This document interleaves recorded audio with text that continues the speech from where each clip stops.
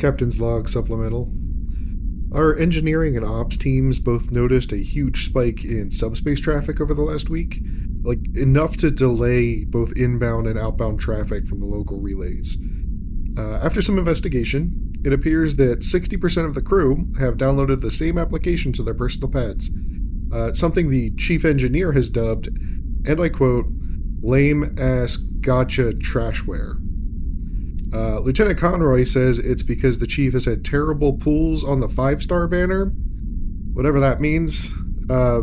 Senior staff are mostly in favor of banning the traffic related to it, but Counselor Adams says that would wreak havoc on the crew's already poor morale. I now understand the cultural panic around smartphones in the early 21st century.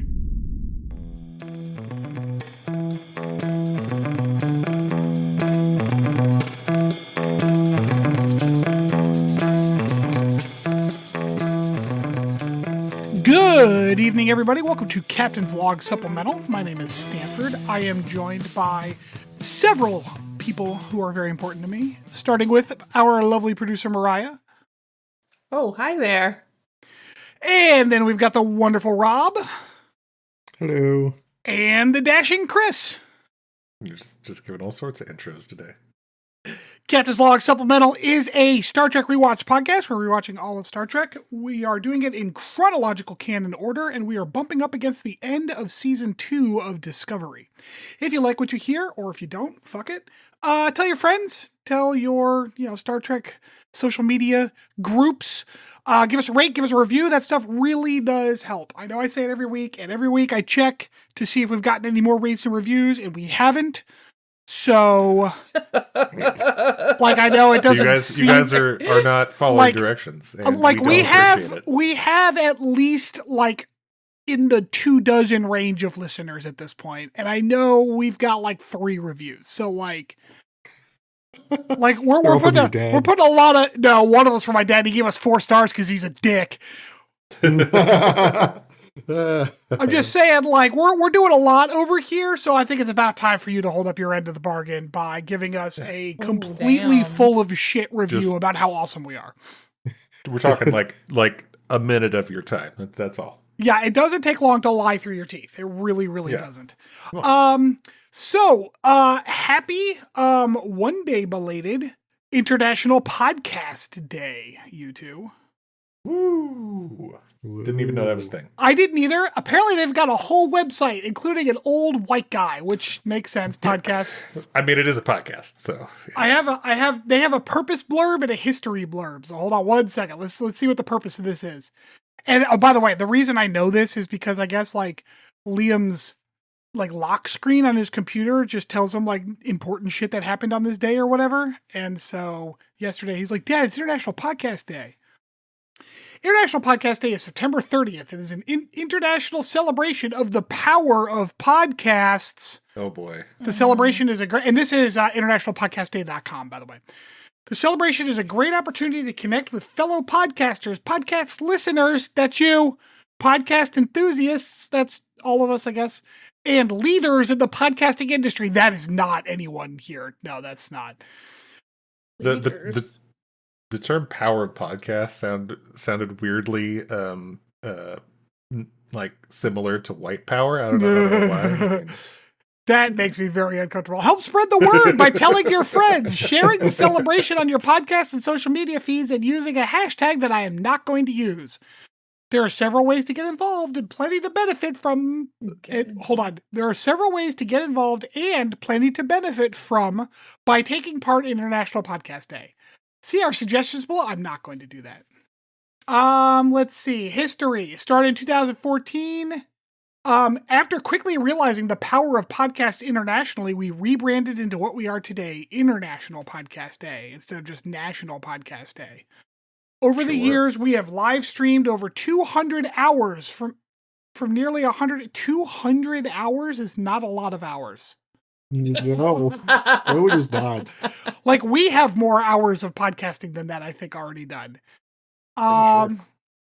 Featuring 360 podcasters sharing their podcast stories. So each of those podcasters did less than an hour of work for these 200 hours. Oh, that's funny. So anyways, we got a toaster oven. You didn't have one before? No, we had a toaster. No. I just had a toaster. I've never had a toaster oven. Oh my god, dude! Toaster ovens change. Like that's man. I never had one growing up, and then when I moved in with Lauren, I got one. And let me tell you what, I could not live without it. We used that thing so like probably more than our actual oven. Man, my grandfather loved himself a toaster oven. Like when they moved in and brought their toaster oven with them, it was great. You can make like a really easy grilled cheese in one that's really tasty. My my favorite though was I shouldn't say my favorite. He eventually had a stroke, right? And it wound up a stroke. God damn it, That Mr. was your Quick. favorite. Oh my god. Well, he would put like things in there, but like leave them in paper products, Nice. and almost burn down the kitchen. So that was fun. Sure. Sure. Yeah. My dad had a toaster oven when I was a kid, and I remember him loving it, but I don't remember ever using it. Oh yeah. I remember it being like Did- don't touch this, it's always fucking hot. Like it's never not Yeah. the hottest thing in the kitchen. We Yeah, have we that got- one. You know that like air fryer that mom and dad got rid of, Stanford, and they gave it to us. I don't, but go ahead. Oh, it also doubles as a toaster oven, and it's wonderful. I mean, an air fryer and a toaster oven are very similar heating Yeah. concepts. One I mean, just it's has a bigger convection. fan. Yeah. Yeah, we have a Ninja like toaster oven, and it's got like fucking 12 settings. It's got like a bagel setting and like an Right. air fry and an air roast Yeah. and like I almost wanted to get the Ninja toaster oven because we have the Ninja blender. I had a Ninja crockpot thing for a while. Like I like their products, but it was a lot, and I didn't need that much toaster oven in my life. I just need something that gets hot.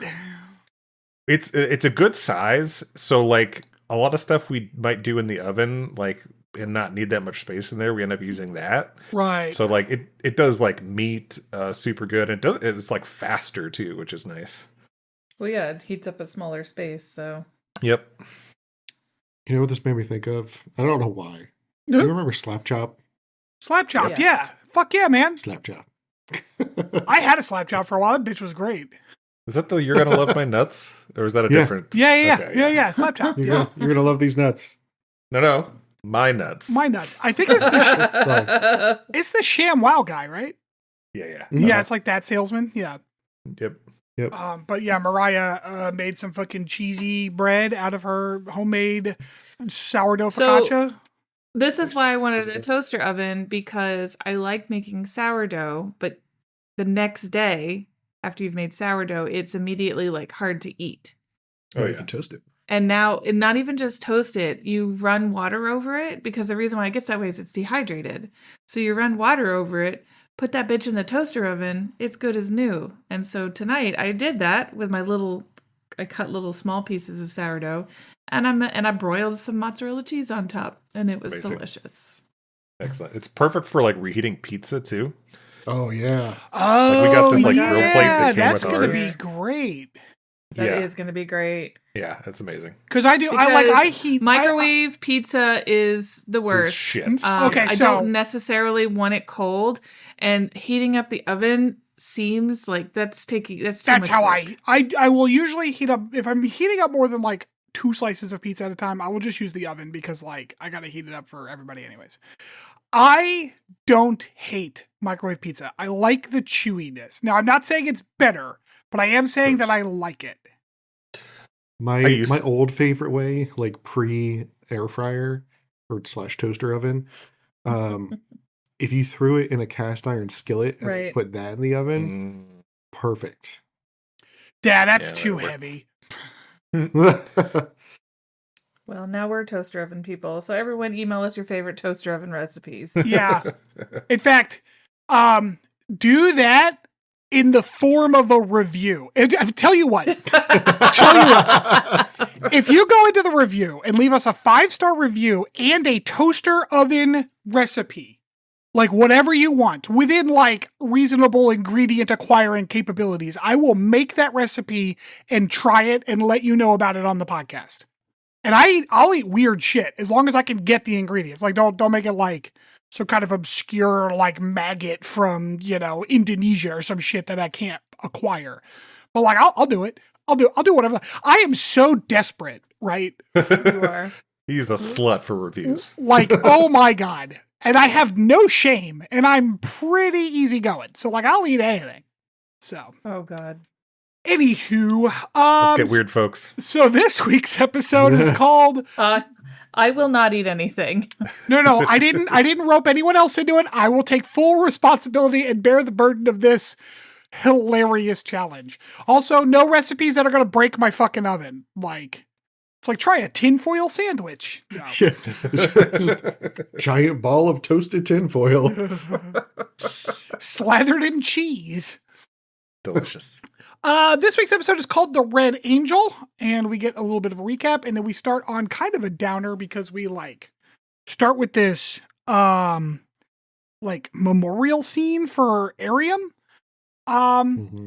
It is weird for Star Trek to open up on just a dead person. Especially because her eyes are just open, but I guess she's a cybernetic lady, so I guess, whatever. They open her head up and you can see that she has an actual brain in there.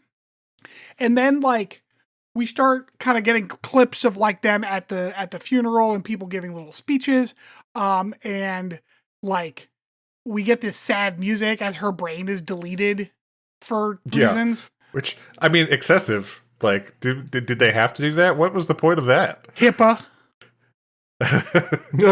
Also, trivia note here.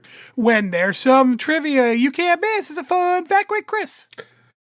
So Tilly's giving a little eulogy, and her eulogy is actually one of her, at least a couple of her lines is a paraphrase of Albert Einstein quote, which is, "There are only two ways to live your life. One is as though nothing is a miracle. The other is as though everything is a miracle." I'm definitely living my life somewhere in between those two. Yeah, I definitely feel like it shouldn't be one of those two options because those are both problematic in their own way. Yeah. I read that quote. I'm like, that sounds like bullshit. I'm gonna be honest. If I have to trust someone, lean towards the not a miracle thing because at least they're sciencey, Sure. But they're lame as shit. There's no whimsy in that person whatsoever. But at least they believe in vaccinations. So sure. Sorry, go ahead. I was just sorry. I was gonna say I did like Saru's music here. Actually, I did not hate Saru laying on. What I will say, I liked the song. But it did seem weirdly Lord of the Ringsy in the middle of this Star Trek episode. Doug's got a good voice. He's got a good soothing voice. I do not. I have no idea whether or not that was actually him singing. So I also it was honestly kind of weird to me this whole scene because it seemed very unearned. Yeah, because we knew this person from 12 on-screen minutes total. Right. She had one episode, and it was the exact previous episode where she had literally any lines. Yeah. We didn't even really get her name until the episode before that when she was mentioned once. Yeah. Mm-hmm. Hey, you remember that episode in Enterprise where they were just burying their dead in space, and Archer gave that horrible speech? Yeah. It was good times. So I also have a slight bit of trivia here. If you look at the extras behind the main characters, there's one of them that is in a wheelchair. Oh, okay. They appeared in the first episode, didn't they? No. So there's a guy in a wheelchair in Magic to Make the Sanest Man Go Mad. Is that what it was? Okay. And then this the same extra, but he's in a power chair. In this one, he's in a manual chair. And you can see him in the background a couple of times in this episode. He has been in another episode, I think earlier this season is probably what you're thinking of. So I did see background characters. I did not notice the guy in the wheelchair because I was distracted by the two twin giant square head aliens in the back. Oh, yeah. Yeah, those guys are funny. I remember, I hate calling him this, but I remember Wheelchair Guy because you had talked about him before and how didn't he get injured or something? Yeah, so I was relating that from a story my mother told me, but I cannot find any actual evidence of that, so I don't think that is actually what happened. Now, here's a fun little aside. We can ask him because I have scheduled an interview with that specific man on Sunday. Oh, snap. Yeah, that happened today. So that is going to take up my deep dive component of this episode. Will be our interview with George Alevizos, who is that extra. That's cool. Crazy. So, yeah, fuck you. Apparently, I know how to reach out to somebody on Instagram with a hope and a prayer. Yeah, so I figured we would talk to him about, like, you know, he does a lot of activism for, like, because he is also from Toronto, so he does a lot of activism for, like, you know, kind of accessibility and stuff. He was also in the first episode of Gen V, by the way. I don't know if y'all have seen that. That's like the spinoff of yeah, The Voyager, yeah, right? it's pretty good. And I don't, spin-off's a weird word for it because it is completely canon and relevant to the main plot of The Boys, but I don't know. But I guess it's not the same spinoff is just characters. like a show that came from the characters of Right, you know, right. of a previous show. So Like Laverne and Shirley. right. I'm not that old. I don't know what that means. Happy Days? Oh, Happy Days has like 6 spin-offs. Joni Joni and Chachi. Yeah, Mork and Mindy. Mm-hmm. All right, so okay, back to the episode. So Cheek Plants is looking better. She's here. She doesn't look like she's any worse for the wear. Let's see, Saru laying on the weird singing like this is Lord of the Rings. Oh yeah, I don't know why, but I feel like firing coffins into space feels weird. But that's just a me thing. Yeah, I mean, I think it's like, you know, burial at sea allegory, right? Yeah, I Yeah. guess, but it still feels weird because, like, I don't know. In the sea, your body will be eaten by stuff. In space, it's just kind of out there. Yeah, No, it'll get degraded by solar wind. but Yeah, but that's in okay. billions of years. That's no, all right. it won't take that long. Because Tyler immediately hits on Burnham in the turtle. Oh my god, Tyler and Burnham have the most awkward elevator ride where Tyler's like, so we're gonna fuck again, right? Like that's gonna happen. And Burnham's like, yeah, that's gonna happen. Burnham's like, no, y'all are like evil as shit. And he's like, I only work for evil people. I don't understand what your issue is. They're talking about, like, I guess I hadn't quite connected that, like, the probe that got sent back from the future and infected Miriam was Control. So like, yeah, when did we establish that the AI was from the future? Did I miss that? yeah, so the AI was from the future when the probe showed back up, like, while they were in the time vortex with Pike and Tyler. And then the probe was doing all that hacking and then ended up hacking Arium through the comms network. Yep. That So probe was from the future. but okay, so that's where Control went bad? From that? I assumed that Control was already going bad. Yeah. So like the whole thing is like Control winds up as the baddie at some point in the future, but then sent a probe of itself back to like make sure it got the sphere AI tech. That's a whole lot of assuming that is not explained, like, really at all. No, I mean, we got it right here. so- Some future version of Control came here to do stuff. Yeah, right there. There's one line. It seems it's quite a leap. I'm just gonna like. So like, it's another temporal Cold War situation. Like you got the Red Angel trying to like undo it, and then Control's understand just what's like happening. fighting them.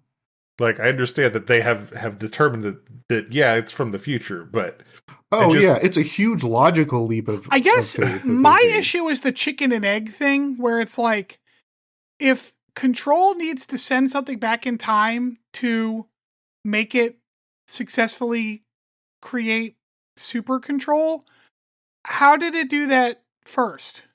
This is just Terminator. Like they stole Terminator. There were a lot more naked people in Terminator. it's true.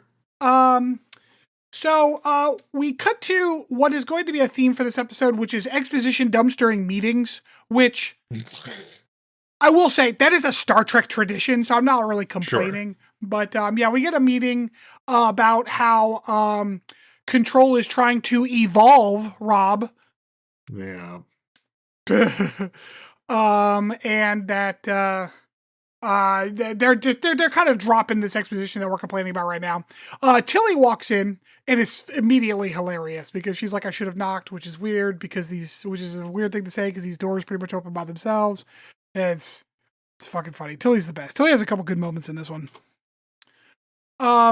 Anyways, they have a scan of the Red Angels something, and it turns out the Red Angels biosigns are a match for Michael's biosigns, which is incredibly, like, what a coincidence. The main character is the Red Angel.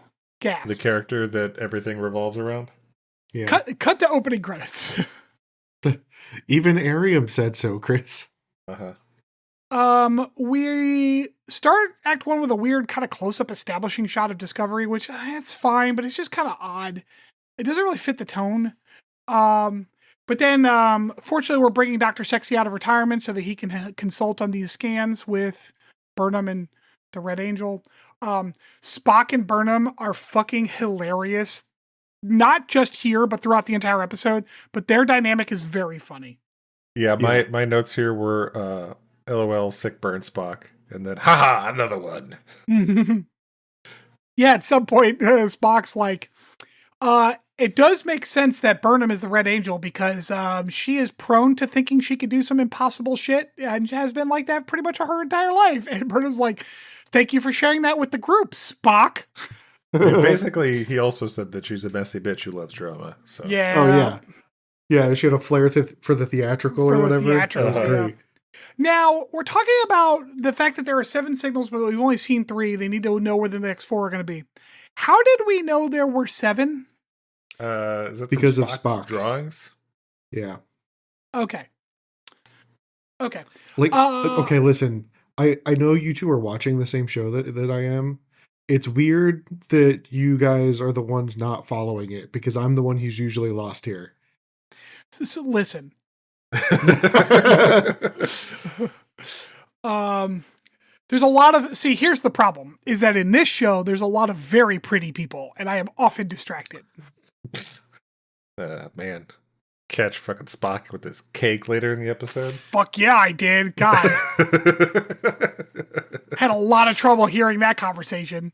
Okay, let's see. So Leland and Georgiou show up, and Leland is like, hey, we got a plan to set a trap for the Red Angel and like make it work for us, which is like, first of all, I was like, what the fuck are you talking about? Jesus Christ. Oh my God. But the joke's on me because everyone is on board with this plan. No one raises a single objection. So it's the sequence is very odd because like they first introduced this as, oh, Michael's the Red Angel. And then, well, let's capture her. What? Yeah. Yeah. What are we doing here? And then like Michael is understandably concerned. Is this where we also find out that the Red Angel is actually Section 31 tech? Yes. No, that comes later. Does Or is that come later? It does come No, later. this is right now. I guess like the next after thing. Leland and Georgiou beam over, I guess. Yeah, that's what I'm talking about. Because they're talking to them. Then yes. Yeah. So Leland and Georgiou are basically like, by the way, this Red Angel suit, we already know what it is. It's Section 31 tech, which, 2 things. 1, fuck all the way off. And 2, this kind of establishes that their assumption that this is some kind of future technology was silly to from the get-go. Like, no, it's not. It's right now technology. Technically, it's 30 years ago technology. Or 20 years ago? I don't know how old Michael is. Right. But like, stop assuming shit's from the future just because it traveled through time or whatever. Burnham and Georgiou have a conversation outside the exposition meeting. Yeah, my note here was such emotional insight from a genocidal maniac. Yeah, I fucking hate everything between Burnham and Georgiou. And then my next note is, fuck, I hate Georgiou. Just like pick a thing for her, okay? Right. Like she can't be like she can't be the loving, adoring, maternal Captain Georgiou and the genocidal maniac Empress Georgiou. Those are 2 incompatible characters. She could be like a complicated person who does care, but like shows it in different ways, maybe. But like, don't like it feels like they're swapping between Giorgio the Emperor and Giorgio the Captain Yes. from the Shenzo. Yeah. As Like- is convenient for them. Yes, I agree Right. 100%. Yeah. And it's obnoxious. Like I think the other thing is like the writers are trying to turn her into a sympathetic character now that they Absolutely. realize that she's around for the foreseeable future. 100%. But like the problem is, as we've seen in every instance of the Mirror Universe, they're just comically evil. There are no redeeming qualities. They're bad. Yeah. And like it's not even a question of nature versus nurture. Like they're just comically evil. That's all they are. Yeah. Yeah, it No, is their they're thing. they're just bad people. And the Vulcans have goatees. Like that's how it works. Yeah. The next exposition meeting talks about how we're going to lay this trap. It involves we need the power of 12 warp cores in order to make this trap, and it would be very hard to contain that much power, which I find to be a silly sentence because you just said that 12 warp cores would cut it, and like we have 12 ships, so obviously it's not that hard to contain that much power. But anyways, Stamets and Culver have a kind of an interesting like awkward meeting here, and as much as I fucking hate everything about Giorgio, because as we just described, the banter between Culver and Giorgio is fucking funny. So I can't tell if you're doing this as a bit or not, but it's Okay. Culber. Yeah, it's definitely Culver. Is it not Culver? I don't know. Not It's not. Culver's like the Wisconsin-based burger joint Right. Is it Culver with a B, like beta? with a B. Oh, okay. Sorry. I'll just go back to Dr. Sexy. Anyways, Dr. Sexy is fucking hilarious dealing with Giorgio. It is awkward between the two of them. Giorgio makes it like more awkward, but also less awkward in kind of a weird way. I don't know. But anyways, at the end, she replaced the emotional awkwardness with sexual awkwardness. So yeah, there's because that. she was basically like, I fucked both of you in my universe, and they were both like, okay, whatever, man. And then she leaves, and Tilly is like, what just happened? And it was, once again, funny. Yep. Cheek Plants confronts Burnham in the hallway. Turns out she doesn't hold a grudge for Burnham just ignoring her while she was suffocating. Yeah, but like she like apologized. Yeah. She's like, sorry, I almost bled on you while I was dying at your feet. And also saving the day. Yeah. Oh man. This Turns would out, be like Sam apologizing to Frodo. yeah. Pretty much. Turns out, the plan is to close the Angel's wormhole behind it with the graviton beam. Saru and Leland are talking about this, but Saru is like intimidating Leland. And then Burnham confronts Leland. I don't know. We're talking to Leland a lot today. Leland notes some bullshit ancient alien nonsense of like, there have been certain leaps of technology even in Earth's history that, like, shut the fuck up, man. I hate that shit. I had a note here, which was what a dumb fucking response from Leland, and I don't remember exactly what that was about. I But don't it was in either, this but it was, conversation with I'm Saru. sure it was fucking stupid. It's probably the aliens. Probably. I do like Leland. So like Leland is now describing to Burnham what happened to her parents and her. And it turns out they were going to stay for the exploding star anyways. It wasn't Burnham who told them to stay because she's a nerd. Which I don't know. It's weird. But then like Leland's talking about this suit. And he's like, yeah, we made the suit, but it needed one component to travel through time. A time crystal, which was just Time crystal. just a silly sentence to hear out loud said in a serious way. Yep. Oh, You know, the I time meant to say crystals this are a earlier. real thing. What? Yes, I am aware of time crystals being a real thing. I meant to say this trivia note before, but got distracted when we were talking about Giorgio banging people. But this is actually apparently the first Star Trek production to use specific terms for different sexual orientations, specifically gay and pansexual. Oh yeah, they did use pansexual, yeah. Let's see. So apparently a time crystal was up on the black market near Kronos. He used his assets in the sector to steal it. I don't know why he didn't just buy it, like it was for sale. As much as I know, Chris, you do not care for a lot of Burnham's emotional delivery. She is a good actor because there's a lot of emotion that crosses her face at the reveal here she does a very good job with. Yeah. I legitimately hated this scene. What? No, this was great. No, Chris doesn't Oh like seeing a woman cry. Nope. I think it was just overly melodramatic. I did not get the emotional impact from it at all. Anyways, she punches him in the face twice, which was great. I fucking loved it. It was. Like the old. Don't get me wrong. Very He is cathartic. very punchable, and I support punching Leland. Yeah, super punchable. It's just melodramatic for me. Burnham goes and confronts Tyler. She's finally completely against Section 31, even though before she was kind of sort of working kind of with them, but also not. I don't know. There's a lot of ambivalence about Section 31 between the main characters that I find annoying. And now she's like, well, my parents were killed because they were working for Section 31, so now I hate it. Tyler, notorious spineless bitch, is a complete spineless bitch about Section 31. He's like, well, I don't know. They kind of do some good stuff sometimes, whatever. Dr. Sexy goes and has a chat with Cornwall because she was a therapist, and it's really good. This scene is actually kind of interesting. This is a the good things scene. that she's Yeah, I like talking this one. about. Dr. Sexy, like, coming to realizations and stuff. Boy, what a great thing this whole therapy stuff is. Maybe I should just be a part of the normal fucking ship staff. Like, she's a visiting admiral. This should not be the only way this man has access to therapy. Right. She says the only way to make a new road is to walk it, and I'm pretty sure the Chinese Corps of Civil Engineering would have something to say about that, because they've made some pretty fucking impressive roads that no one could get to. But that's her suggestion. Burnham is doing her own therapy by punching the fuck out of a dummy and kicking it and shit.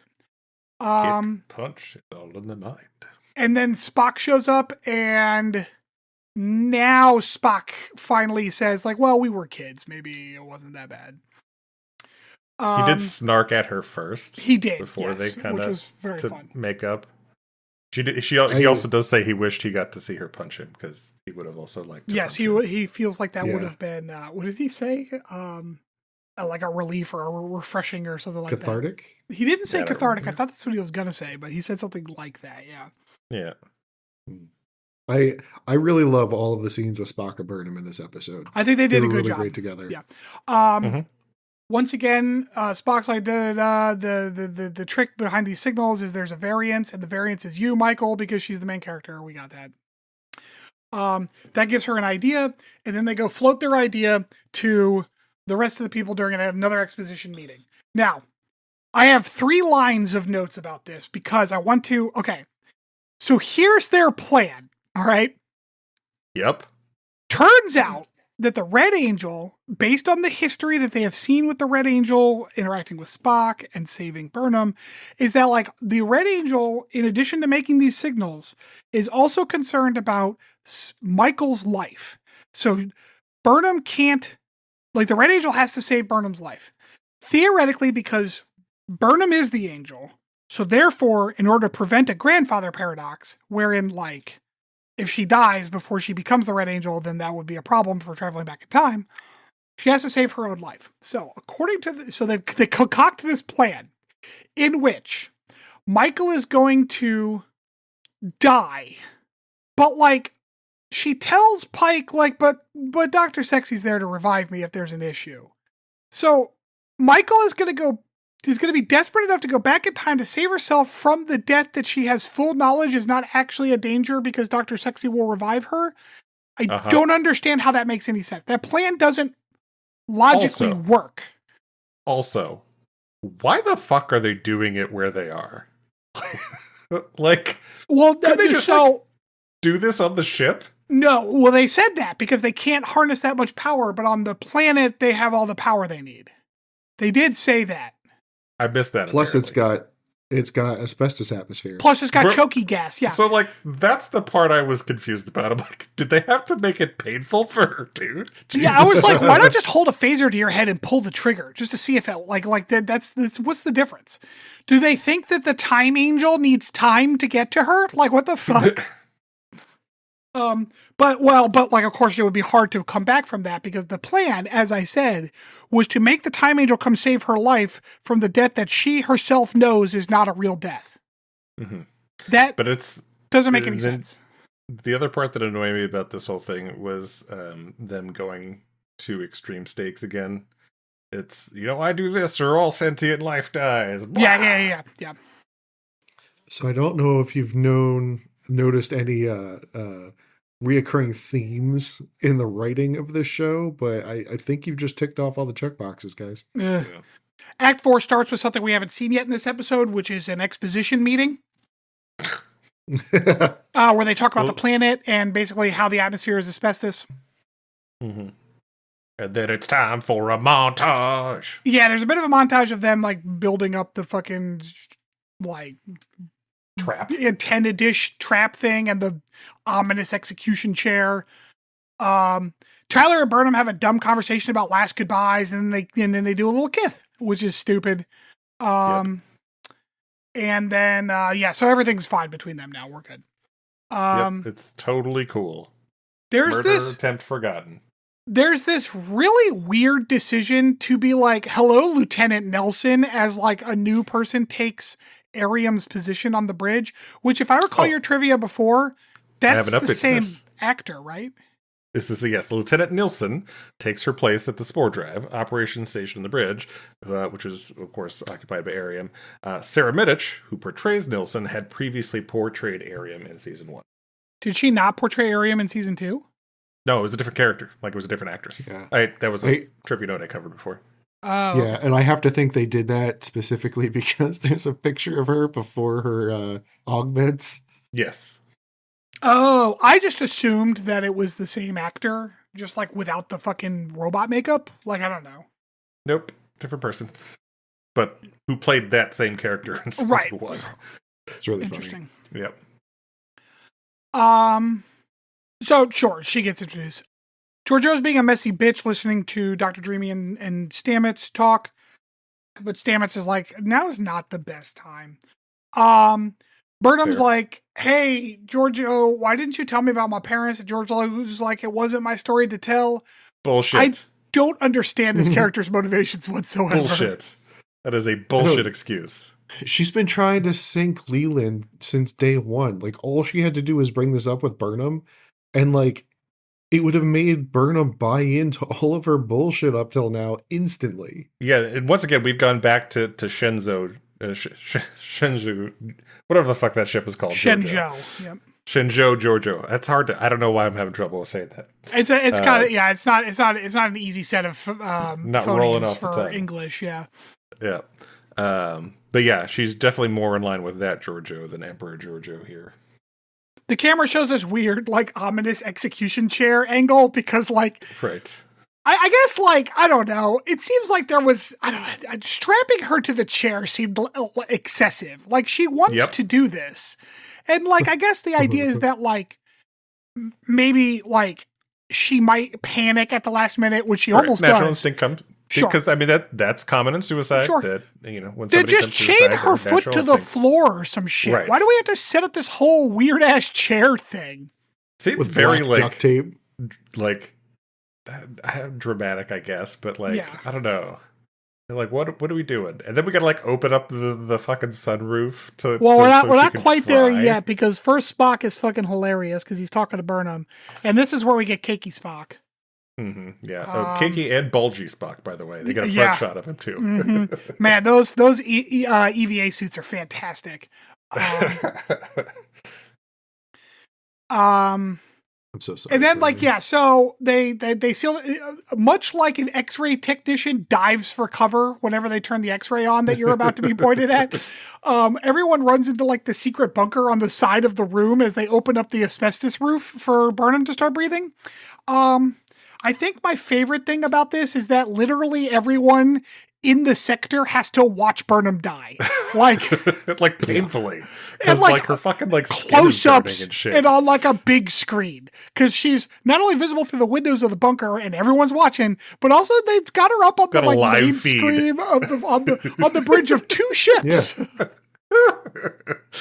I'm assuming she streamed through all the ship like there's a chip snuff film, man. Yeah, there's like, we got classic I Love Lucy on channel 3, and then Burnham's dying on channel 4, and So, like, I know we've talked about this before, but this feels like it was somebody's fetish. She was on the screen dying way too Torture long. porn. For a while. Yeah. And while she's dying, Tilly is asked to do check for tachyon rates. Tilly is a little distracted. And to be fair, it is a little distracting to see, a 10-foot tall version of your friend screaming and dying in on pain, front of yeah. you. Yeah. Uh-huh. Her O2 stats are dropping because Dr. Sexy is checking on those. I have a question for the medical professionals on the podcast. At what percentage are you still conscious, or like, would you lose consciousness for O2 saturation? So it becomes a bad time when you're like under 92. Yeah. So the Right. fact that she got down to 40 and 42 was still fine as far as we could tell. Yeah. I mean, Yeah. I've worked with people who've been around 60 or 70. I mean, they're still conscious. We're trying to get all you're doing is focusing on getting their oxygen back up. Yeah. We're no longer doing anything else, but they're still conscious. But Also, extended periods of time it's an for amount that of is- time. Yeah, Yeah. Chris, it's the amount of time. Right. Extended periods is your brain cells are dying. for long Yeah, periods. but it's Star Trek. They can fix that. I just it Yeah. just seems weird to me that someone's going to be unconscious at 42, or someone's going to still be conscious, writhing and screaming in pain at 42% oxygen saturation. I mean, for how long was she writhing and screaming? minutes. Countable Mississippis. Yeah. Yeah. Yeah, I don't think. So anyway, she dies and the show's over and we're moving on to Strange New Worlds. Woo! Oh, no, wait, sorry. My mistake. According to my next note here, the Red Angel shows up and shoots a Be Alive Again beam at her. I was going to say laser CPR. That's why that was my note. Laser CPR question mark? Oh, man. Anyways, they're trying to shut down the wormhole behind the Angel, and Tyler is in charge of the graviton beam, and he's like, I need more power, and Leland's like, okay, fine, override. It's not working. He's like, okay, I'll go down to the override. He goes down to the override, and then he has to put his eyeballs in like the retinal scanner for the override. And then the retinal scanner stabs him in the fucking eyeball. Did they just have that shit like locked and loaded? Like, what the fuck? My next note is, oh Jesus, what the fuck? Right? Like, okay. Is this a manufacturing error? Why did the retinal scanner have like a death spike in it? I mean, it is Section 31. So, Fair enough. No. It's control. No, obviously, but No, did I it understand did it control. install a fucking needle in the Yeah, retinal who scanner? put the needle in there? Yeah. Oh, okay, well. The nanobots. What nano? It doesn't have There's nanobots. no nanobots? Yes, it does. That's how it takes over Leland. I swear to God, it's like you two never watched this show before. It was a long time ago. What do you mean that's how they take over Leland? Oh, it's injecting the nanobots into his eyeball? Yeah. Yes, And then, I so vaguely recall that. It kills Leland and then revives him with nanobots so that it can control him. Where and the then it fuck walks did his it corpse get? around Where did it get nanobots? the future. Oh, well, Sure, never why the mind fuck then. not? Yeah, but what is that? How? Shut up, that's how.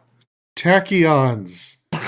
Time. Wormholes. I'm gonna need this plot hole filled real fast because the probe from the future was destroyed by Tilly. We watched it happen. So like, and Ariam didn't have nanobots. She just had red glowy eyes. I don't know. Anyways, the CGI angel Those looks were the dumb as shit. nanobots.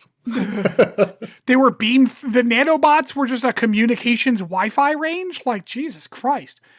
The The CGI nanobots are inside the house right now. The CGI angel looks dumb as shit.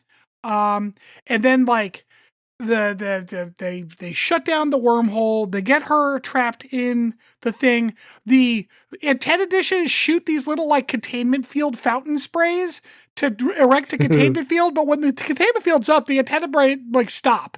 It's a weirdly stupid effect. I don't know why that happened. And the mask comes, they fire off the EMP, which disables the fucking suit. Red Angel suit, and out drops her mom. Mom? End episode. Gasp. It's Burnham's mom, gasp. Yep. I know you're making fun of that, Chris, but I thought that was a really good delivery. I actually don't agree. I agree with Chris on that one. No. Yeah. Especially because I would think her voice would be a little raspy. Although, to be fair, I don't know From, like, what all fucking a dying. Be Alive Again beam cures. Sure, so, yeah. I mean, the laser CPR is magic. Yeah. So, all right. So, on a scale from 1 to 5, where 0 is threshold, how are we feeling about this? Chris, why don't you go first again? I mean, I complained about a few things, but it wasn't nearly as bad as the other one. It's a low 3 for me. Okay. Rob? Actually, I really like this episode. Well, I should say, I really like the first 2/3 to 3/4 of the episode. Everything with the asbestos planet was kind of stupid. I think what I really liked about this episode was it gave time for the characters to breathe. That I did all of the appreciate, stuff, yes. yeah, like all of the stuff with Stamets and Culber was great. They made Giorgio palatable in the scenes that she was in with them. It was pretty good interaction there. Everything with Spock and Burnham was awesome. So yeah, this is a 4. I really like this one. Okay, so I'm going to go ahead and disagree with Rob on pretty much every point, except that Spock and Burnham were awesome. Yeah. Like, I understand that Spock and Burnham had some good screen time. I also agree that, like, Stamets and Dr. Dreamy had some good screen time. But all the other characters felt to me very much like a sightseeing tour of character development that we needed to rattle off before various characters either died or changed forever. So, like, we got a lot of shit out of Leland that did not need to happen, like, all in one episode. And, like, suddenly it's like, oh, he's talking to Saru, and he's talking to fucking Pike, and he's talking to Burnham, and he's talking... And it's like, okay, Jesus Christ. But we had to get that shit in because apparently he's getting taken over by iBots or whatever. And, I don't know, I'm not a fan of the general, like, nonsensical explanation for the Red Angel. I don't like the reveal here. I don't like the fact that it turns out it was in a Section 31 blot. I don't like that, Burnham's... I think it's actually a detriment to the character that Burnham gets to say, oh, it wasn't my childlike interpretation of fault that my parents died. Like, I think that gives her too easy of an out. Like, I thought the character was more interesting without it. I don't know. I gave this episode a 2. Jeez. Y'all are no fun. Man, I That gave was the all last over the episode a place. 4, so y'all can fuck right off. I love that one. That was great. I'm not disagreeing with you. I almost gave it a 2. IMDb gave it a 3. Okie dokie. So that'll wrap the summary, and when we get back, I'll be here with a deep dive. Well, we're doing the interview, so it'll be the interview.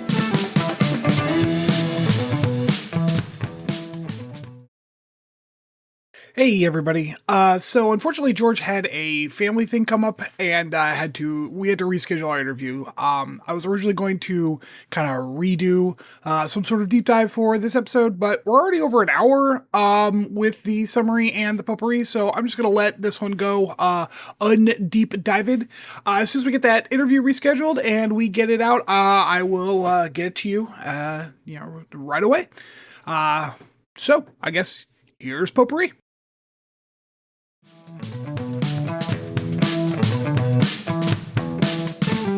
Welcome back, everybody.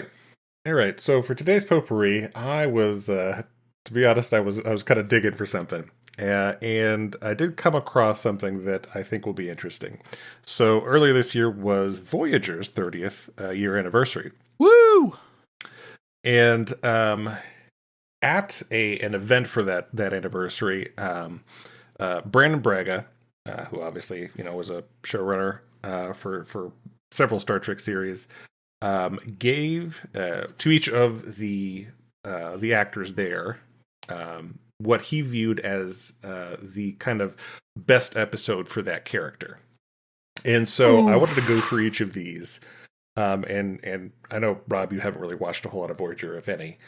So mostly this will be for Stanford, but kind of get your opinion on. Oh man, I'm gonna agree with it, and if not, kind of which episode would be better. Okay, yeah. I got you. Now, bear in mind that I'm good on the titles for Enterprise and Discovery because we've been doing them.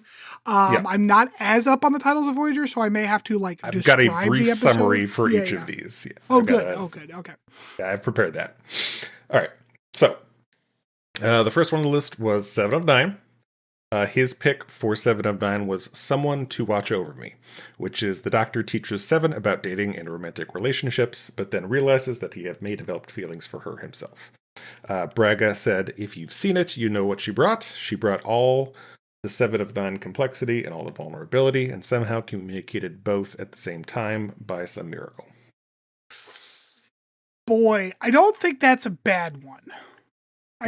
That's not the worst pick. I think I have a little trouble with it because it is a little too, I don't know. I'm not a fan of, like, the woman character's best episode is when she's trying to love somebody up, you know? Yep. Mm-hmm. Because I think that 7 of 9. So I think that there's some really good, 7 of 9 centric episodes, especially around that involve like taking care of the Borg kids and like Naomi Wildman. You know, that was actually going to be more of my pick, I think, was something like that. Also, some of the stuff where we kind of looked at her past and yeah, and I was going to say like the one other episode that I would say that really helps show that she's not just, you know, like a fucking drone was The Raven, which is where we learn about her parents and stuff. Yeah, that's the one I was thinking of. Yep. That's the one that came to mind when I thought for her. But I mean, it's, like I said, Someone to Watch Over Me is not a bad. I agree, not a bad episode, but probably not the one I'd pick as her best episode.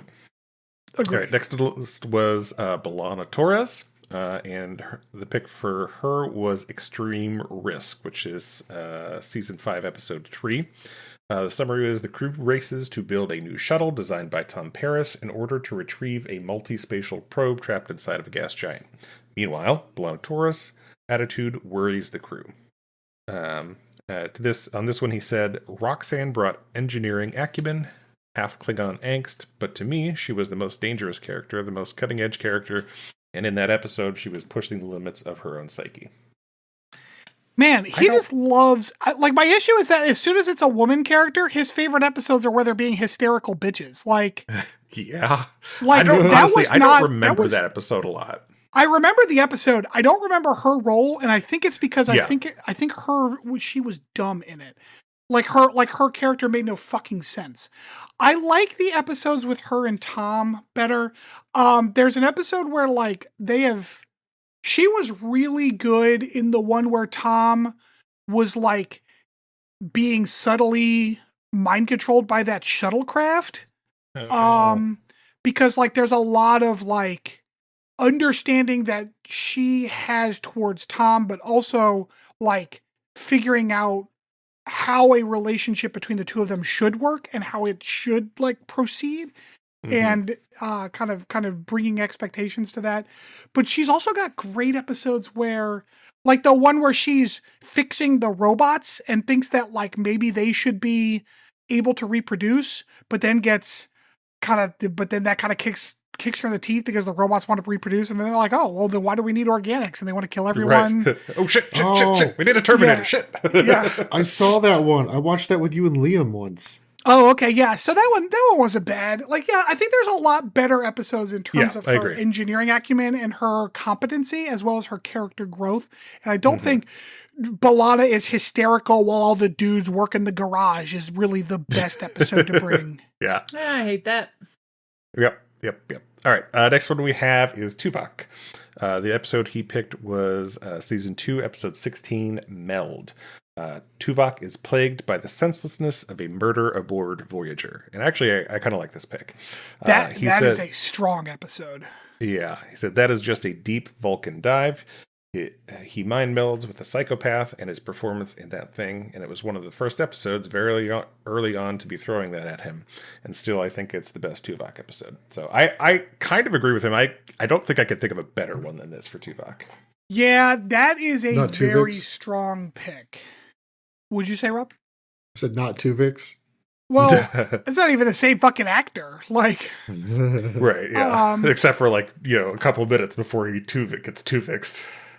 Yeah, because if I'm not picking that episode, it's going to be something with him and Kess, because he makes a really good mentor.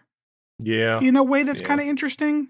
But He's such a steady character that like it's tough for him to really stand out as opposed to just being like, oh, he's just a solid dude that's there. And I think that meld is a great. So yeah, I would agree with Brandon. That's a good one. Yep. All right. Next one was Chakotay. His pick was Scorpion Part 1, which is the season finale of episode 3, or season finale of season 3. Upon entering Borg space, Voyager encounters an alien race even more powerful than the Borg and bent on destroying all life in the galaxy, leading Captain Janeway to enter into an alliance with the Borg in order to defeat them. Braga said he brought the force of his rank to bear as the first officer and challenged the captain. I just thought you were at your best when you, and this, he's talking to the actors with these, by the way. I just thought you were at your best when you and Janeway were going at it.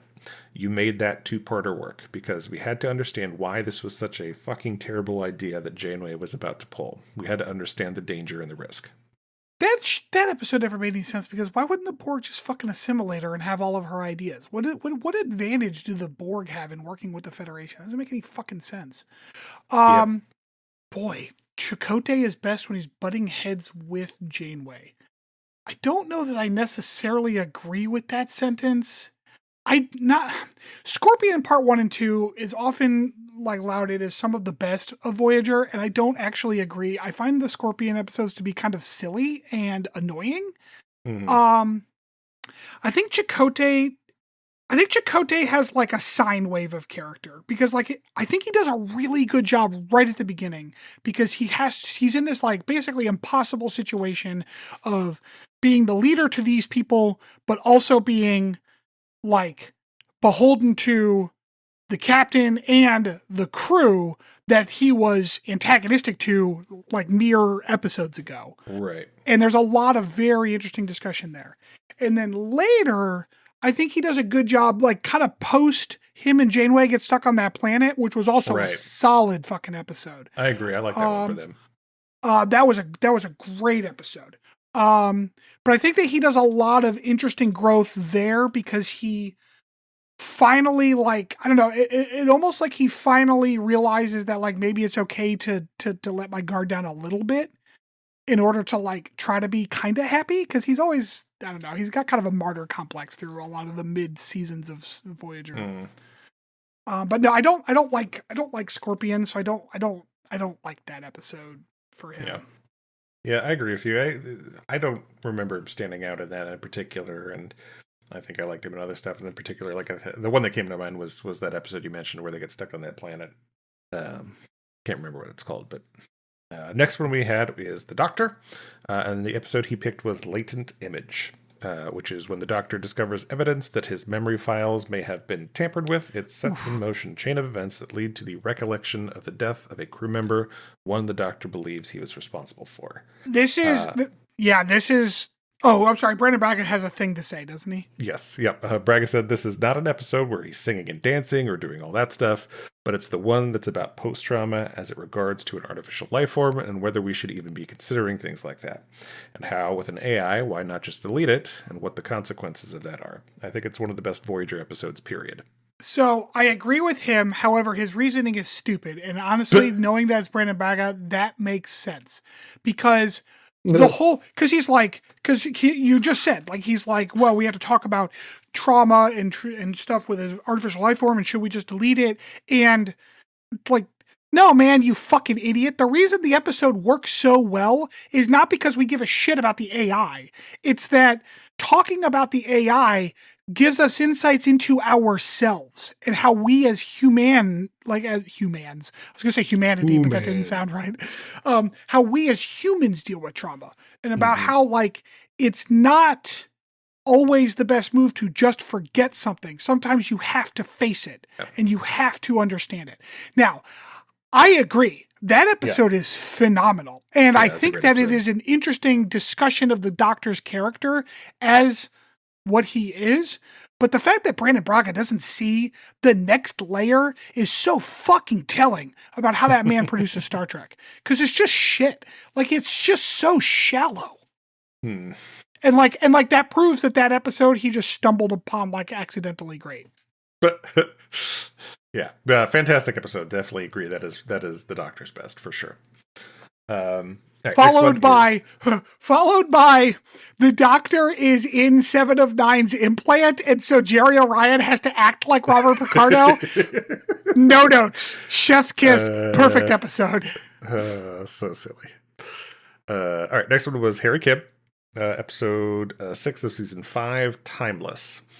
A failed attempt to return home results in Voyager crash landing on an ice world and also in the deaths of the crew, except for Chakotay and Harry Kim. Now, 15 years later, the two men, having resigned from Starfleet, attempt to alter history to save the ship from disaster before Starfleet can stop them. Braga's one sentence, which totally makes sense for how Kim was handled on the show. The obvious choice really showed off your chops in a great, great way. What a fuck. What a vapid one line he got. There are several great episodes with Kim. The one that first comes to mind is, fuck, I want to know. I feel like I almost had the title. I don't think it's Chain of Command because that's a TNG episode, but it's something like that. But he ends up being like the captain of a little ship that has to like go home to a planet. And it's like a lot about him like learning why he's not ready to be a captain and stuff. Interesting episode, but also like him thinking that he's a chosen lost child of a planet and turns out it's not, and him dealing with that. Him that was a good one wanting to leave Voyager for that squeeze on that weird like generation ship. Like Kim had some great scenes that were all very good. Like his character did a lot of good work. And the fact that like the best that Brandon Braga could come up with, Brennan Braga? Whatever the fuck his name is. Brandon. The best that Brandon Braga could come up with was like, I like the one where you went back in time and you wore that parka. Like, shut the fuck up, man. Yep. So next one we have is Tom Paris. He noted the Captain Proton arc, including Bride of Chaotica. Transdimensional photonic life forms on an exploratory mission become entangled in a war with the characters from Tom Paris's Captain Proton program after mistaking Voyager's holodeck for reality. Braga said, I know this seems like a silly answer, but I really think it captured Tom Paris and ended up being a really popular thing. Trying to think of like good Tom Paris stuff. Yeah, I guess like, I mean, the Captain Proton stuff is fine. Like, the it's problem fun. is like, it's one note though. It's like we learned that exactly. Paris is kind of a happy-go-lucky and nostalgic for our past times. Like we already knew that though.